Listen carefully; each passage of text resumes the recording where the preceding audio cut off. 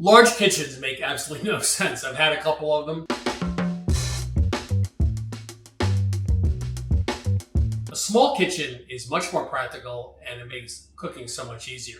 So the first thing is it's small. The stove is here, the refrigerator's here, all my pots and pans, everything is within easy reach. Number two, you want surfaces, all the surfaces should be heat proof.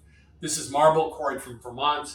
It has sort of a matte finish, which I like, but I can put a hot pan down on any of this, which is great, not just by the stove, but if you have a hot pan for pasta water by the sink, I can just drop it that way. So that's great. Number three, you want one area where you can roll out pie dough. I do a lot of pies, but I don't want a center aisle because you have to go around it. But I do want an area that's not underneath cabinetry where I can get a rolling pin. You need more room than you think. So I do like having this kind of area. Number four, one of the great things about a small kitchen is it doesn't invite other people to come in and watch you cook, which I really don't like. I don't like it when people they go like this, hey, what are you making for dinner? They're looking at my recipes, they're doing this, they're doing that. I just want to cook. I don't want people, this is not a restaurant. I don't want to encourage people to come in and look in the pots and go, hey, what are you making? It's like, none of your business. You'll find out later. Next point is cabinetry should be far off the counter. So this space is usable.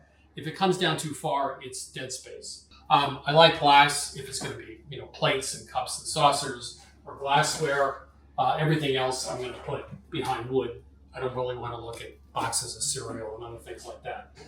Everything is out. You want everything out and accessible. You don't want stuff hidden. You want pullouts, and you want really heavy-duty hardware with them as well, so it can handle a whole bunch of skillets, it can handle big pots, saucepans, so those pull out really nicely. And then I have also all my measuring stuff. I like having it not in a drawer. I can see it at a glance. I like to see things and be able to get at them at my height.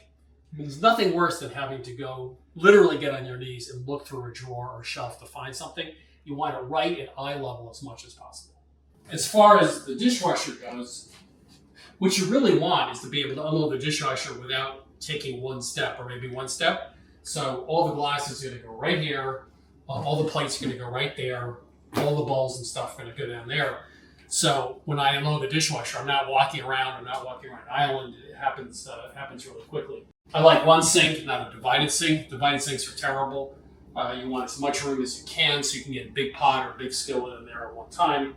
I like to keep my knives out. I keep them on magnetic bars so I can just grab them really quickly. Some of these knives look a little rusty to me, so maybe I should start cleaning up my knives. But I want them out. I don't want them in a drawer. It's too hard to see what I need. Ultimately, if you like to cook, the kitchen is the most exciting room in the house. It's not the bedroom. It's not the bathroom. It's not the dining room. It's where you create things. And so it should be a place you feel comfortable in and it's easy to work in. It's a workshop, right? A kitchen is a workshop. But it should be a workshop you really enjoy being in.